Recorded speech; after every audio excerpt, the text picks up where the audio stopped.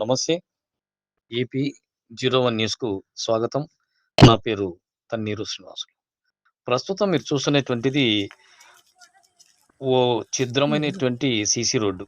అంటే మరి ఇది ఎక్కడుందంటే అనంతపురం జిల్లా గుత్తి మున్సిపాలిటీలోని తురకపల్లి రోడ్డు క్రాస్ నుంచి మరి బీసీ కాలనీలో ఉన్నటువంటి కురువ వీధి వరకు వెళ్ళేటువంటి ప్రాంతం. ఇది మీరిక్కడ చూడండి గతంలో వేసినటువంటి సీసీ రోడ్డు ప్రక్కనే ఉన్నటువంటి పెద్ద కాలువలో వచ్చినటువంటి మురికి నీరైతేనేమి, వర్షపు నీరు తాకిడికి ఏకంగా సీసీ రోడ్డు సగభాగము నీటిలో కొట్టుకుని పోయింది. మరి కొంత కూలిపోయింది.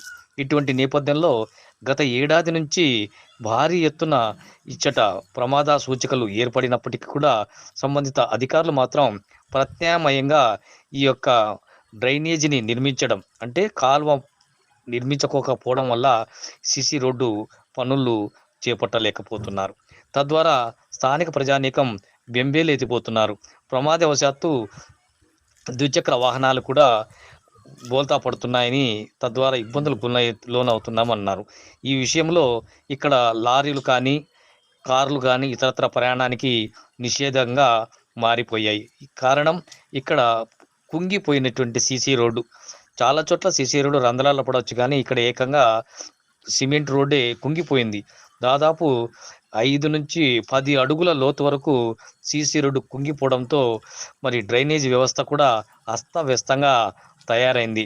మరి ఈ డ్రైనేజీకి ఆనుకుని ఉన్నటువంటి సీసీ రోడ్డు మరి కుంగిపోవడంతో సంబంధిత అధికారులు మాత్రం వీటిని గాలికి వదిలేశారని, తద్వారా రాత్రిపూట ప్రమాదవశాత్తు వాహనాలు బోల్తా పడే ప్రమాదం ఉందని స్థానికులు బెంబేలెత్తిపోతున్నారు.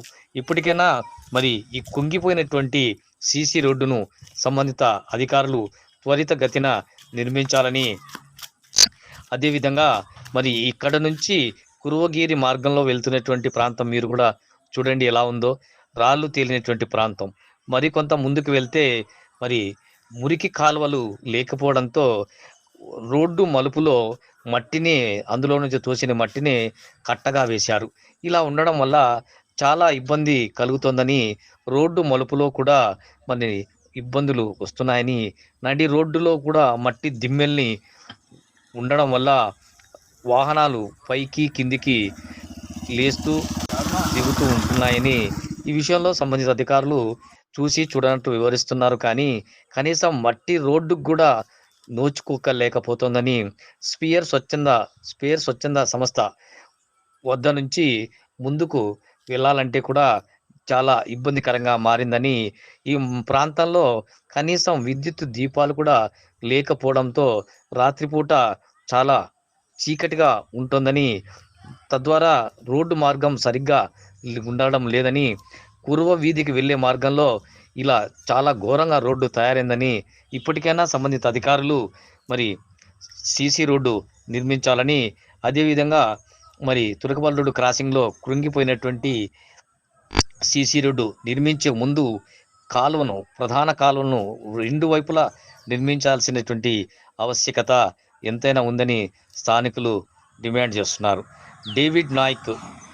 రెవరెండ్ డేవిడ్ నాయక్ ఇంటి వద్ద నుంచి తురకపల్లి మార్గం క్రాస్ వరకు కూడా మరి ప్రధాన మురికి కాలువను ఇరువైపులా నిర్మించాల్సిన ఆవశ్యకత ఎంతైనా ఉందని, ఇప్పటికైనా సంబంధిత అధికారులు వీటిని పరిశీలించి మరి కాలువ ఏర్పాటుకు ఎస్టిమేషన్ ఏర్పాటు చేసి టెండర్లు పిలిచి మళ్ళీ కాలువ నిర్మాణానికి కృషి చేయాలని, లేని పక్షంలో చాలా ఇబ్బందికి గురి అవుతామని, మరి ఇందుకు సంబంధించి ప్రజాప్రతినిధులు ఈ యొక్క సీసీ రోడ్డును పరిశీలిస్తే వారికి అవగతమవుతుందని స్థానికులు అంటున్నారు. ఏదేమైనా సంవత్సరం పైన దాటినా కానీ కనీసం రోడ్డు మధ్యలో దాదాపు 12 అడుగులు వెడల్పునేటువంటి రోడ్డు ఇప్పుడు 5 అడుగులకే రావడం, మిగిలిన 7 అడుగులు రోడ్డు కుదించుకొని పోవడం, ప్రమాదకరంగా మారడం వంటివి సహజంగానే చూస్తే అర్థమవుతుందని, ఇప్పటికైనా మున్సిపల్ అధికారులైతేనేమి మరి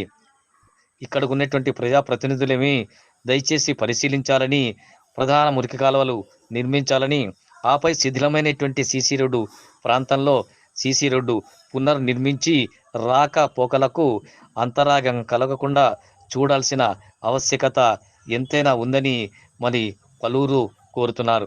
ఏది ఏమైనప్పటికీ ఆలస్యం అయ్యే కొద్దీ ప్రమాదాలు జరిగినా ఇబ్బందికరంగా ఉంటుందని అయితే ఇప్పటికే కొన్నిసార్లు పశువులు తోలుకుపోయే సంబంధంలో పశువులు కూడా జారి కాలువలో పడిపోయాయని మరి పశువుల కాపర్లు కూడా ఈ సందర్భంగా ఒకరు తెలిపారు.